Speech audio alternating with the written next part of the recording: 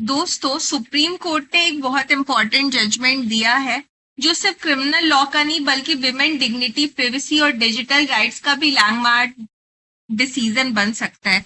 Question simple था, अगर कोई आदमी किसी वुमेन की प्राइवेट बाथिंग वीडियो लीक करने की धमकी देता है तो क्या वो सिर्फ हैरेसमेंट है या फिर क्रिमिनल इंटिमिडेशन अंडर आईपीसी 506 की सीरियस ऑफेंस के अंदर आता है। और सुप्रीम कोर्ट ने इस सवाल का बहुत स्ट्रॉन्ग जवाब दिया है।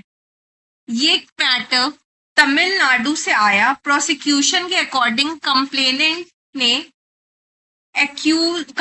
और एक्यूज का जो रिलेशन था वो लगभग 2 साल तक चला। वुमेन ने एलिगेशन लगाया कि एक्यूज ने सीक्रेटली उसका बाथिंग वीडियो रिकॉर्ड कर लिया था और लेटर उसे थ्रेटन किया कि अगर उसने रिलेशनशिप कंटिन्यू नहीं किया तो वीडियो फेसबुक पर अपलोड कर दिया जाएगा। ट्रायल कोर्ट ने रेप और वियोरिज्म के एलिगेशन प्रूव नहीं माने, लेकिन कोर्ट ने यह माना कि प्राइवेट वीडियो लीक करने की धमकी एक सीरियस क्रिमिनल इंटिमिडेशन है और इसी कन्विक्शन को सुप्रीम कोर्ट ने भी अब अपहेल्ड कर दिया है। सबसे बड़ा लीगल क्वेश्चन था कि इम्प्यूटिंग अनचेस्टिटी का क्या मतलब है।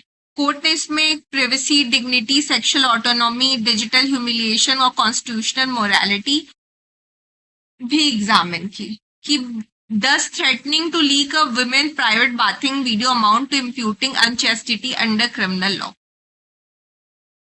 तो इसमें कोर्ट ने इस लीगल क्वेश्चन को मतलब ऑब्जर्व किया और उन्होंने बोला कि इम्प्यूटिंग अनचेस्टिटी का मतलब आखिर है क्या। ट्रेडिशनल क्रिमिनल लॉ में इसका मतलब यूजुअली विमेन की सेक्सुअल मोरालिटी या कैरेक्टर पर अटैक माना जाता है, लेकिन सुप्रीम कोर्ट ने कहा कि 2026 के इंडिया में हम पैट्रियार्चल मोरालिटी के बेसिस पे विमेन डिग्निटी डिफाइन नहीं कर सकते। कोर्ट ने कहा कि चेस्टिटी को अब डिग्निटी, प्रिवेसी और ऑटोनॉमी का प्रिज्म समझना चाहिए होगा, यानी a woman has complete control over her personal intimacy, sexuality, privacy and reputation.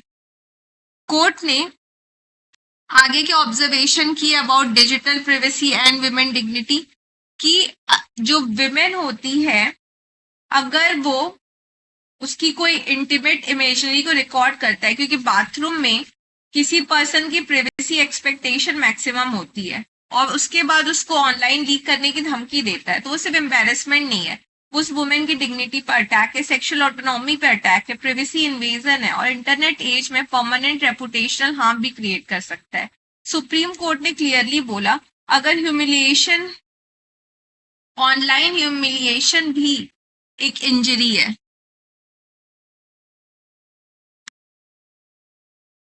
Dignity के लिए सेक्शन 506 आईपीसी एक्सप्लेन किया। अब कोर्ट ने सेक्शन 506 आईपीसी को कैसे अप्लाई किया। कोर्ट ने कहा क्रिमिनल इंटिमिडेशन तब होता है जब किसी को फियर या अलार्म क्रिएट करने की इंटेंशन से थ्रेट दिया जाए।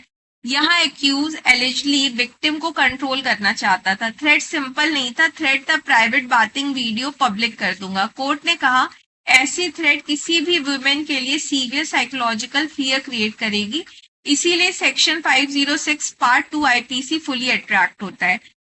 अब देखते हैं डिफेंस के लॉयर का क्या कहना था। डिफेंस एडवोकेट का कहना था कि जो फोन है वो कभी रिकवर नहीं हुआ, वीडियो मिला ही नहीं, तो कन्विक्शन कैसे हो सकती है। सुप्रीम कोर्ट ने यहाँ भी इंपॉर्टेंट प्रिंसिपल क्लैरिफाई किया। कोर्ट ने कहा हर क्रिमिनल केस में फिजिकल रिकवरी कंपलसरी नहीं होती। अगर क्रेडिबल ओरल एविडेंस दिखाई दे रहे हैं, अवेलेबल है, तो ऑफेंस प्रूव हो सकता है। मतलब डिजिटल डिवाइस एब्सेंट होने से ऑटोमेटिकली एक्यूज का एक्विटल नहीं हो सकता। अब देखते हैं कि कॉन्स्टिट्यूशनल पर्सपेक्टिव से कोर्ट ने इस केस को कैसे देखा।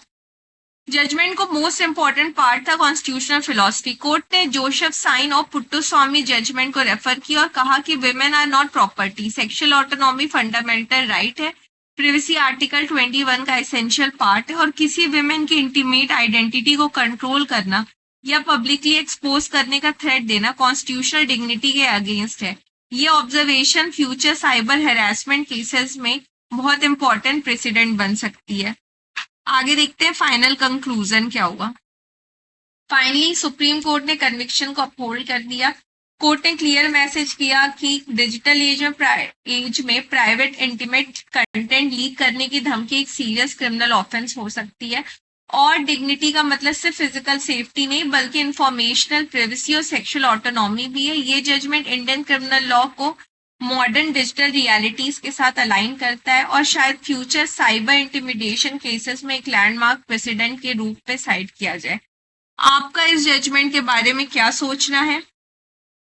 क्या Indian criminal law finally digital privacy को सीरियसली ट्रीट कर रहा है? कमेंट करके जरूर बताएं। And for more legal update, please like, share, subscribe Lawcom and don't forget to press the bell icon.